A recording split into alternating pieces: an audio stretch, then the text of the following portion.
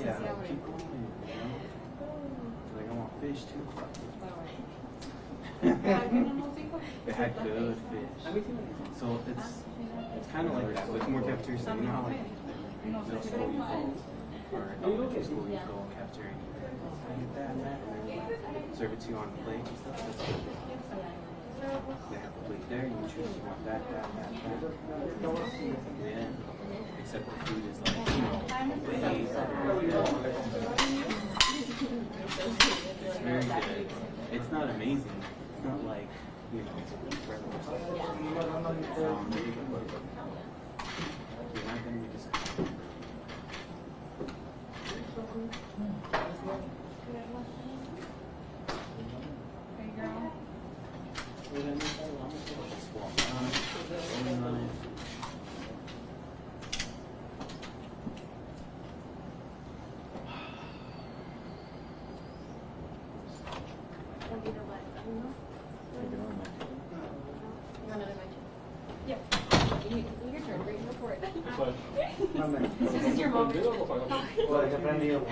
This is great.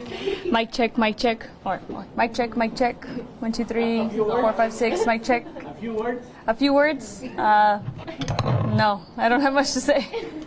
Good? Good? Okay.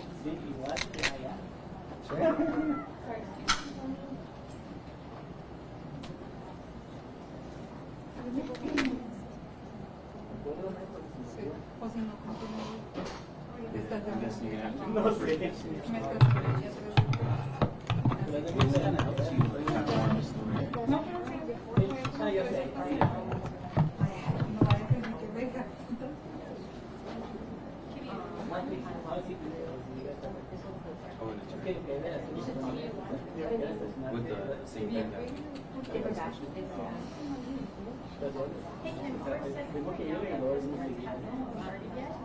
sheep. Yeah, but it hasn't started yet. Want me to text you when it starts?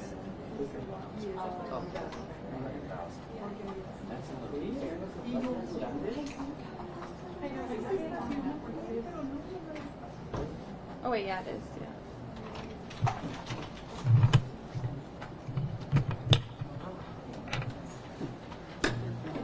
Well, good afternoon, everyone.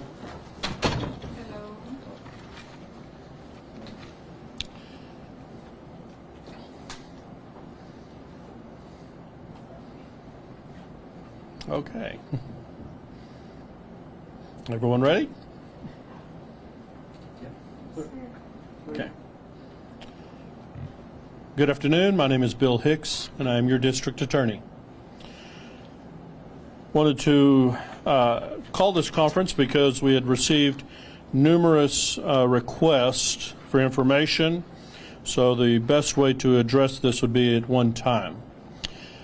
Jessica Weaver has been arrested. She is in the Elkhart County Correctional Complex in Indiana.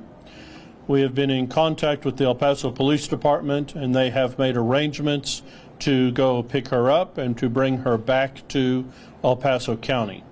She's been arrested on a first-degree felony charge of injury to a child by neglect.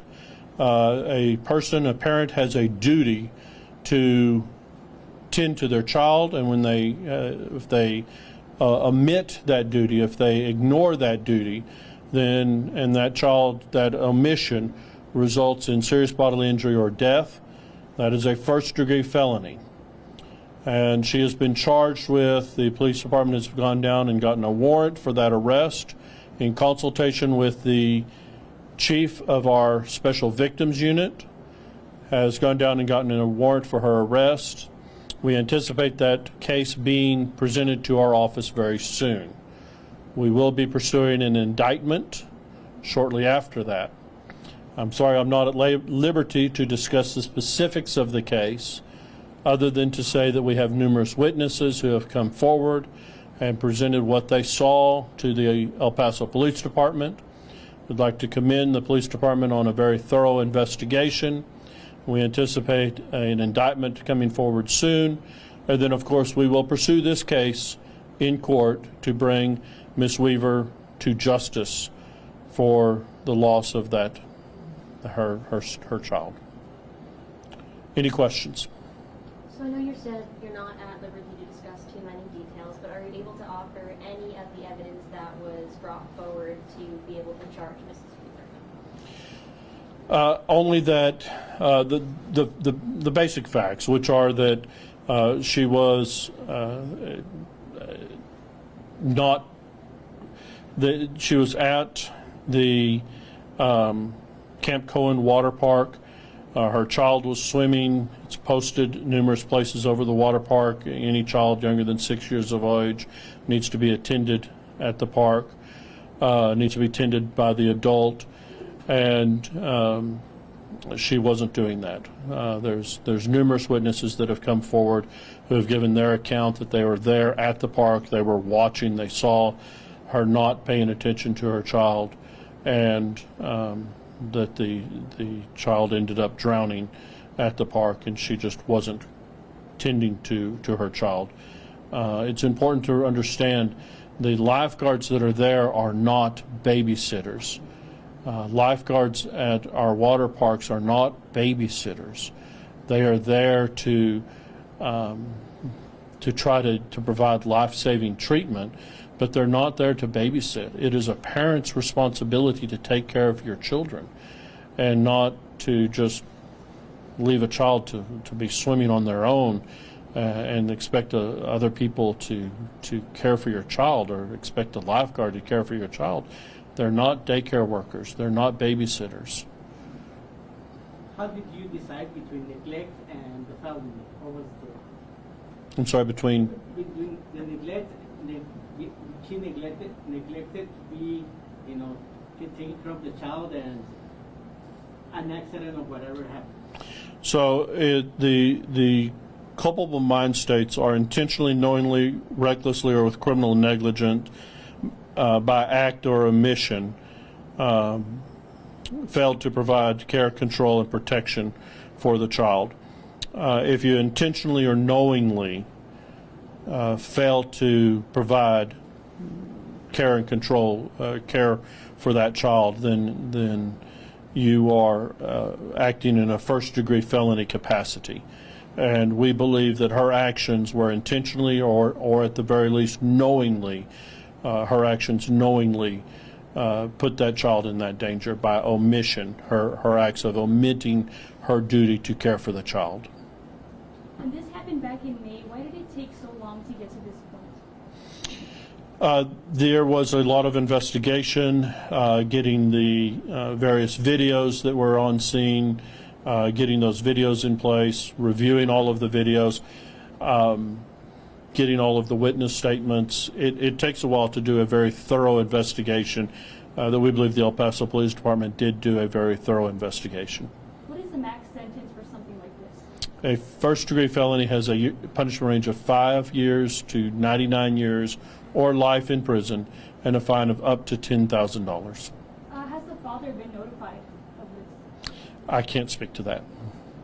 So we know she's in Indiana. Can you explain exactly what's going to happen from now until that hearing that's scheduled for her in El Paso? She has waived extradition from Indiana, so this is just a matter of a week or so that it'll be for the El Paso Police Department to coordinate with the Elkhart County Sheriff's Department for our police officers to go to Indiana to pick her up. Once they pick her up, they'll bring her back to El Paso. Once she's in El Paso, she'll have an opportunity to bond out or make bond. Well, everything will proceed at that point in a normal fashion. And, of course, it'll be up to whatever judge she's in front of to what the conditions of her bond will be, how much that bond will be. I believe the bond right now is $100,000, and that's my information. It's a $100,000 bond. And whatever terms and conditions of those bond if she has a bond reduction. Once we indict the case, then it'll be placed into a court. Right now she has not been indicted. We do anticipate getting the case and having an indictment relatively soon.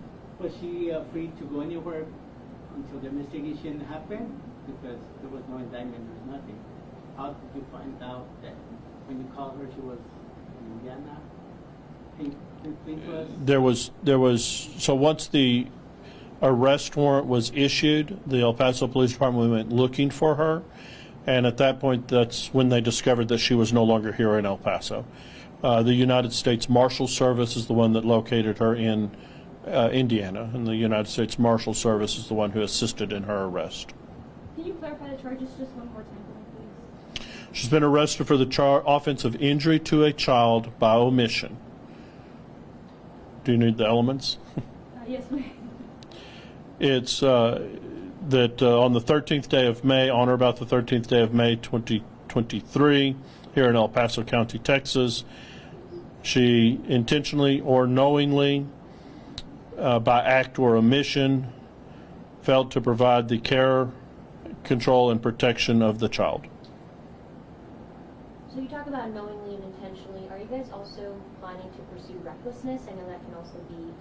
If you change the mental state, it changes the degree of the felony that she's been charged with. So you're sticking to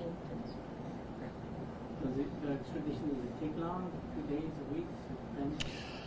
While they have up to 30 days from her arrest, and I don't have the date of the arrest on this sheet, although it was sometime within the past 7 days. So she has 30 days from the date of the arrest to pick her up, but I understand the police department is already working on scheduling that pickup. Just a question, does intent mean that she went in? Do you all believe she went into the park that day with this mindset, or it happened in the moment that this mindset was in this state and then she... Intentionally or knowingly does not mean premeditation. You can form an intent right in the moment. You can have you knowingly do something knowing that your actions can cause something. So intentionally and knowingly are not necessarily mean premeditated. Any word on if this will affect the lawsuit that she currently has against the city? I wouldn't be able to speak to civil issues. Anything else that you would like to add? Only that we are hoping to seek justice in this case for the people of El Paso, and certainly for the child.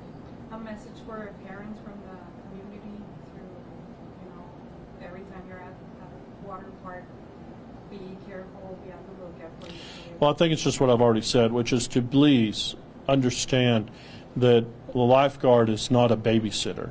A lifeguard is there as the last resort and hopefully saving a life. But a lifeguard is not a babysitter. A lifeguard is not a daycare worker. Your children are your responsibility as a parent. And it is important that all of us understand that our children are our responsibility. Anything else? No, sir. Thank you all for your time today.